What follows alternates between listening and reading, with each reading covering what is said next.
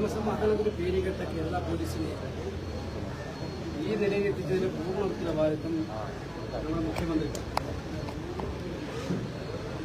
കേരള പോലീസിന്റെ വൈകൃതമായിട്ടുള്ള മുഖമാണ് എറണാകുളത്തെ സംഭവത്തിലൂടെ വന്നിരിക്കുന്നത്. കസ്റ്റഡിയിലെടുക്കുന്ന ആളുകളെ ഭീകരമായി മർദ്ദിക്കുന്നത് ജനമാരും അറിയാറില്ല. അത് മാസങ്ങൾക്കും വർഷങ്ങൾക്ക് ശേഷം നിയമ പോരാട്ടത്തിലൂടെയാണ് തൃശൂരിലത്തെ മർദ്ദനം പുറത്തു വന്നത്. അതുപോലെ ഇതും വളരെ മുൻപ് സംഭവിച്ചതാണ് ഇപ്പോൾ ദൃശ്യങ്ങളിലൂടെ പുറത്തു വന്നിരിക്കുന്നത്. കേരളത്തിലെ പോലീസ് നിയമസമാധാനത്തിന് പേരുകെട്ട പോലീസിനെ മർദ്ദന ഉപകരണമാക്കി മാറ്റി ലോക്കപ്പ് മർദ്ദനങ്ങളുടെ ഏറ്റവും വലിയ പരമ്പരകൾ തന്നെ സൃഷ്ടിക്കുകയാണ്. അപ്പോൾ കേരള പോലീസിനെ സത്യത്തിൽ ഈ നിലയിൽ എത്തിച്ചതിന്റെ ഉത്തരവാദിത്വം മുഖ്യമന്ത്രിക്കാണ്. സ്ത്രീ സുരക്ഷയെക്കുറിച്ചാണ് പറയുന്നത്. ഇപ്പൊ എറണാകുളത്തുണ്ടായ സംഭവം ഒരു സഹോദരിക്ക് എങ്ങനെ സ്ത്രീകൾ നിർഭയമായി പോയി പരാതി കൊടുക്കും പോലീസ് സ്റ്റേഷനിൽ. അതുപോലെ ഗർഭിണിയായ സ്ത്രീക്ക് പോലീസ് സ്റ്റേഷനിൽ പരാതി കൊടുക്കുന്ന സ്ത്രീക്ക് സർക്കിൾ ഇൻസ്പെക്ടർ നേരിട്ട് കൈകാര്യം ചെയ്യാന്ന് പറഞ്ഞാൽ കേരള പോലീസിന്റെ മുഖമാണ് അവിടെ കാണുന്നത്. നിങ്ങൾ മനസ്സിലാക്കേണ്ടത്, പരാതിയുമായി ഒരു സ്ത്രീ ചെന്നാൽ എങ്ങനെയാണ് കേരള പോലീസ് പെരുമാറുന്നത് എന്നുള്ളത്. ഇത് യഥാർത്ഥ കേരള പോലീസ് അല്ല. ഞാൻ പോലീസിനെ അടച്ചാക്ഷേപിക്കാനൊന്നും ആഗ്രഹിക്കുന്നില്ല. ഈ കേരള പോലീസിനെ ഈ നിലയിൽ എത്തിച്ചത് ഈ മുഖ്യമന്ത്രിയും ഈ ഭരണകൂടവും ഇവരുടെ തെറ്റായ നയങ്ങളുമാണ്. പാർട്ടി ആവശ്യത്തിന് വേണ്ടി പോലീസിനെ ഉപയോഗിച്ച് ക്രിമിനലുകളെ സംരക്ഷിക്കാൻ പോലീസിനെ ഉപയോഗിച്ച് പോലീസ് സത്യത്തിൽ ക്രിമിനലുകളുടെ താവളമാക്കി മാറ്റിയിരിക്കുകയാണ് ഈ ഗവൺമെന്റ്. അതാണ് എറണാകുളത്തെ സംഭവത്തിലൂടെയും കൂടി വെളിച്ചത്ത് വരുന്നത്. സത്യത്തിൽ ഇത് കേരളം ലജ്ജിച്ച് തലതാഴ്ത്തേണ്ട ഒരു നിമിഷമാണ്. സഹോദരിമാർക്ക് നിർഭയമായിട്ട് പോലീസ് സ്റ്റേഷനിലേക്ക് കയറി ചെല്ലാൻ പറ്റാത്ത അവസ്ഥ പിണറായി ഭരണത്തിൽ ഉണ്ടായിരിക്കുന്നു എന്നുള്ളതാണ് ഏറ്റവും ധൈര്യമായിട്ടുള്ള കാര്യം. ഈ വെള്ളാപ്പള്ളിയുടെ ഒരു പരാമർശം ഇന്നലെ വന്നത് UDF ശരിക്കും ലീഗിന്റെ അപ്രമാദിത്വമാണ്, കോൺഗ്രസ് ലീഗിന്റെ താളത്തിന് തുള്ളുകയാണെന്നൊരു വിമർശനം വെള്ളാപ്പള്ളിയുടെ ഭാഗത്തുണ്ട്. ഞാൻ പറഞ്ഞല്ലോ, ഇത് കേരളത്തിലെ UDF നേടിയ വിജയം, UDFന്റെ ഒറ്റക്കെട്ടായ പ്രവർത്തനം, അതിൽ കോൺഗ്രസിന്റേതായ പങ്കുണ്ട്, ലീഗിന് ലീഗിന്റേതായ പങ്കുണ്ട്, കേരള കോൺഗ്രസിന്റെ പങ്കുണ്ട്, RSPയുടെ പങ്കുണ്ട്, CMBയും JSSും മറ്റെല്ലാ കക്ഷികൾക്കും അതിന്റെ പങ്കുണ്ട്. അത് കൂട്ടായ ഒരു പ്രവർത്തനത്തിന്റെ വിജയമാണ്. മാത്രമല്ല സർക്കാർ വിരുദ്ധമായിട്ടുള്ള ചിന്ത ജനങ്ങളിൽ എത്രമാത്രം രൂഢമൂലമായിരിക്കുന്നു എന്നുള്ളതിന്റെ ലക്ഷണം കൂടിയാണ്. അതിനെ തെറ്റായി വ്യാഖ്യാനിക്കുന്ന സമീപനത്തോട് ലേക്ക് പോകാൻ ഞാൻ ആഗ്രഹിക്കുന്നില്ല. പിണറായി സർക്കാർ വരുമെന്നാണ് വെള്ളാപ്പള്ളിയുടെ പ്രവചനം.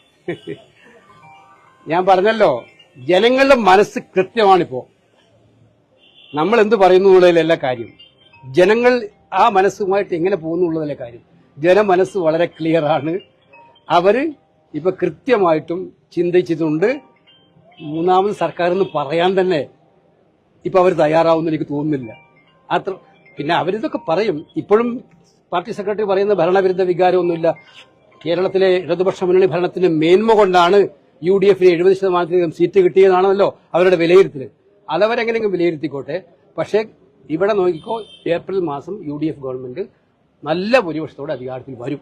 ഗവർണറുമായിട്ട് മുഖ്യമന്ത്രി ചർച്ച നടത്തിയ ഒരു രമ്യതയിലെ പ്രശ്നം പരിഹരിച്ചിരിക്കുകയാണ്. അത് BJP CPM കൂട്ടുകെട്ട് ഒരു രമ്യത രൂപപ്പെടുന്നു, അല്ലെങ്കിൽ അത്തരത്തിലൊരു സഹകരണം രൂപപ്പെടുന്നതിന്റെ അല്ല, ഇത് ഒന്നാമത്തെ സംഭവം അല്ലല്ലോ.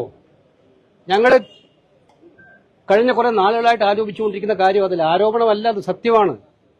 PMC പദ്ധതി, ലേബർ കോഡ്, ദേശീയപാതയിലെ അഴിമതി, ഇന്നലെ പോലും ഞാൻ ഉന്നയിച്ചു പാർലമെന്റിൽ. മന്ത്രി പറയുന്നുണ്ട്, ദേശീയപാതയിൽ മന്ത്രി പറയുന്നുണ്ട് ക്രമക്കേട് നടന്നിട്ടുണ്ട്, പ്രശ്നമാണ്.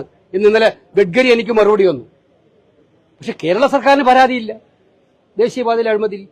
PMC പദ്ധതി അവരുകൂടെ നടപ്പിലാക്കിയതല്ലേ. BJPയുടെ പദ്ധതി നടപ്പിലാക്കാൻ ധൃതി കാണിച്ചത് കേരളത്തിലെ പിണറായി ഗവൺമെന്റ് അല്ലേ. ലേബർ കോഡിന്റെ കാര്യമല്ലേ. ഇപ്പോൾ ഏറ്റവും ഒടുവിൽ ഗവർണർ മുഖ്യമന്ത്രി തർക്കമോ VCയുടെ നിയമനവുമായി ബന്ധപ്പെട്ടുണ്ടായത്. ഞാൻ കഴിഞ്ഞ ദിവസം പറഞ്ഞു, അത് വളരെ ആശ്ചര്യജനകമായിട്ടുള്ള കാര്യം. ഞങ്ങൾ മനസ്സിലാക്കേണ്ടത്, മുഖ്യമന്ത്രി ആക്കരുത് എന്ന് നിർബന്ധം പിടിച്ച് നിന്ന ആളെ മുഖ്യമന്ത്രി VC ആക്കാൻ സപ്പോർട്ട് ചെയ്തു. ഗവർണർ ആരോപണം ഉന്നയിച്ച് ഒരു കാരണവശാലും VC ആക്കാൻ പറ്റില്ല എന്ന് പറഞ്ഞ ആളെ ഗവർണർ സപ്പോർട്ട് ചെയ്തു. ഈ ഗവർണർ എന്ന് പറഞ്ഞ പദവിയൊക്കെ തന്നെ കോൺസ്റ്റിറ്റ്യൂഷണൽ പദവിയാണ്. വൈസ് ചാൻസലർ നിയമത്തിൽ ഗവർണർമാർ സാധാരണ ഇടപെടാറില്ല. പക്ഷേ ഇടപെടാം. എങ്ങനെയാണ്? വളരെ വ്യക്തമായിട്ട് ഒരു പരാതി ഗവർണർക്ക് കിട്ടുകയാണെങ്കിൽ ആ വൈസ് ചാൻസലർ ആകാൻ ഉദ്ദേശിച്ച ആൾക്ക് അതിന്റെ യോഗ്യതയില്ല, അല്ലെങ്കിൽ അദ്ദേഹത്തിനെതിരായിട്ടുള്ള കുറെ ആരോപണങ്ങളെന്ന് ബോധ്യപ്പെട്ടാൽ ഗവർണർക്ക് അതിൽ മാറ്റം വരുത്താം. അതാണ് സാധാരണ ഉണ്ടാകുന്ന ചിട്ടവട്ടം. അതനുസരിച്ചിട്ടാണ് ഗവർണർ വൈസ് ചാൻസലർ ആക്കാൻ പറ്റില്ല എന്ന് പറഞ്ഞിട്ട് ഒരാളെ മാറ്റി നിർത്തിയത്, മുഖ്യമന്ത്രിയുടെ ശുപാർശ തള്ളിയത് ശ്രീനിവാസനെ. അപ്പൊ ആ തള്ളിയ വൈസ് ചാൻസലറെ ഗവർണർ അംഗീകരിച്ചു. എന്ത് മാറ്റമാണ് ഗവർണറുടെ മനസ്സിലുണ്ടായത്? താൻ തന്നെ പറ്റില്ല, യോഗ്യനല്ല, അല്ലെങ്കിൽ അദ്ദേഹത്തിന്റെ ആരോപണം ഉണ്ട് എന്ന് പറഞ്ഞ ആളെ വൈസ് ചാൻസലറാക്കാൻ എന്താണ് കാരണം? അപ്പൊ ഇതിനകത്ത് ഗവർണർ പിന്നെ മുഖ്യമന്ത്രി തർക്കം നേരത്തെ ഇല്ല, അത് നാടകമായിരുന്നു. അപ്പൊ ഇപ്പോഴത്തെ ഒത്തുതീർപ്പിന്റെ പിന്നിൽ മധ്യസ്ഥത വഹിച്ച് മുകളിൽ നിന്ന് ആളുണ്ടായിട്ടുണ്ട്. അത് തീർച്ചും അന്തർധാരയാണ് എന്നുള്ളത് വ്യക്തമാണ്. അന്തർധാരയുടെ 4ാമത്തെ ലക്ഷണം ഞങ്ങൾ 3 പറഞ്ഞു. PMC, ലേബർ കോഡ്, ദേശീയപാത അഴിമതി, BC നിയമനം. ഇനിയും വരാനിരിക്കുന്നേ ഉള്ളൂ. നമ്മൾ വലിയ വീരവാദം പറഞ്ഞു. IFK സിനിമയിൽ ഞങ്ങളെ പ്രദർശിപ്പിച്ചിരിക്കും. ബംഗാളിൽ പോയി പറയോ അതെ ഈ ഗവൺമെന്റ് അല്ലെങ്കിൽ കോൺഗ്രസ് ഭരിക്കുന്ന സംസ്ഥാനങ്ങൾ പറയോ ഞങ്ങൾ പ്രദർശിപ്പിക്കാൻ പറ്റില്ലെന്ന്? അപ്പൊ കേന്ദ്ര ഗവൺമെന്റ് ഇച്ഛിക്കുന്നത് എന്താണോ ആദ്യമൊക്കെ എതിർപ്പ് എന്നൊക്കെ പറഞ്ഞ് നാടകം കാണിക്കും. അതാണ് വൈസ് ചാൻസലർ കാര്യത്തിലുണ്ടായത്, അതാണ് PMCയുടെ കാര്യത്തിലുണ്ടായത്, അതാണ് ലേബർ കോഡിന്റെ കാര്യത്തിലുണ്ടായത്. പിന്നെ ഏറ്റവും ഒടുവിൽ യഥാർത്ഥ സ്ഥിതി വരുമ്പോൾ അവിടെ ഒത്തുതീർപ്പ് രാഷ്ട്രീയമാണ്. മാർക്സിസ്റ്റ് പാർട്ടിയും BJPയും തമ്മിൽ, മുഖ്യമന്ത്രിയും BJPയും തമ്മിൽ. ഇതാണ് സംഭവിക്കുന്നത്. അവർ പരസ്യമായിട്ട് കേരള ജനതയോട് മാപ്പ് പറയേണ്ട വിഷയമല്ലേ ഇത്?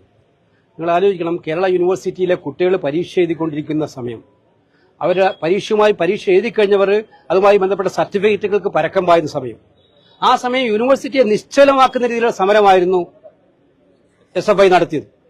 നിശ്ചലമാക്കുന്ന സമരമായിരുന്നു. കുട്ടികളുടെ ഭാവിയെക്കുറിച്ച് അവർക്ക് ഒരു ചിന്തയുണ്ടായിരുന്നില്ല. അതിൽ കംപ്ലീറ്റ് ഗവൺമെന്റ് സ്പോൺസേർഡ് സമരമായിരുന്നു. അല്ലാണ്ട് ഗവർണർക്കെതിരെ എങ്ങനെയാണ് ഒരു വിദ്യാർത്ഥി സംഘടനക്ക് ചാടി വീഴാൻ പറ്റുന്നത്? പറ്റില്ലല്ലോ. അത് പോലീസിന്റെ സംരക്ഷണയിൽ നടത്തിയ സമരമായിരുന്നു. അതായത് സർക്കാർ സ്പോൺസേർഡ് സമരമായിരുന്നു. ആ സമരം നടത്തിയിട്ട് വിദ്യാർത്ഥികളുടെ ഭാവി തുലച്ചവർ, വിദ്യാർത്ഥികളെ കുറിച്ച് ചിന്തിക്കാത്തവർ ഇപ്പൊ നേരെ മലക്കം മറിയുമ്പോൾ ആ മലക്കം മറച്ചിലിന്റെ പിന്നിൽ ആരാണ്? ആ മലക്കം മറച്ചിലിന്റെ പിന്നിൽ കാരണം എന്താണ്? ഇത് കേരളത്തിലെ ജനങ്ങൾക്ക് അറിയാനുള്ള താല്പര്യമില്ലേ? അപ്പൊ ഇതെല്ലാം മറച്ചുവെക്കുന്ന ഡീലുകളാണ് കേരളത്തിലുള്ളത്. കേരളത്തിലെ ജനങ്ങളെ ഇരുട്ടിൽ നിർത്തിക്കൊണ്ട് പരസ്പരം ഡീല് നടത്തി പ്രശ്നങ്ങൾ പരിഹരിക്കുന്ന നിലപാടിലേക്ക് കേരളത്തിലെ മുഖ്യമന്ത്രി പോയിരിക്കുന്നു എന്നുള്ളതാണ് ഏറ്റവും സങ്കടകരമായിട്ടുള്ള കാര്യം. അതാണല്ലോ ഞാൻ മനസ്സിലാക്കുന്നത്. നിങ്ങൾ മാധ്യമങ്ങൾ CPM തന്നെ ഇത് ചോദിക്കുന്ന അവസ്ഥയുണ്ടായിട്ടുണ്ട്. അത് അതിന്റെ ഭാഗമാണ്. കേരളത്തിലെ UDF മുന്നണി വിപുലീകരിക്കുന്നൊക്കെയുള്ള വാർത്തകളും അല്ല, എനിക്കതിനെ കുറിച്ച് അറിയില്ല. എനിക്കതിനെ കുറിച്ച് അറിയില്ല. അത്തരം കാര്യങ്ങളെ കുറിച്ച് അറിയില്ല. UDF എന്ത് വേണമെന്നൊക്കെ തീരുമാനിക്കേണ്ട UDF ആണ്. ഇപ്പൊ UDFന് മുമ്പിൽ അത്തരം ചർച്ചകൾ വന്നതായിട്ട് അങ്ങനെ ഒരു യാതൊരു കാര്യവും എന്റെ മുന്നിലില്ല, ശ്രദ്ധയിലും പെട്ടിട്ടില്ല. അല്ല, അതൊക്കെ UDFിലെ ആണ് ഇത്തരം കാര്യങ്ങൾ ചർച്ച ചെയ്യുക. എല്ലാ കക്ഷികളും ഉണ്ടാവും. UDFിലുണ്ടാവും. കോൺഗ്രസിന്റെ നിലപാട് കോൺഗ്രസ് അപ്പോൾ പറയും. എന്തായാലും ഇത്തരം കാര്യങ്ങൾ ഇപ്പൊ ചർച്ചയിൽ വന്നിട്ടില്ല എന്നുള്ളത് എനിക്കറിയാം.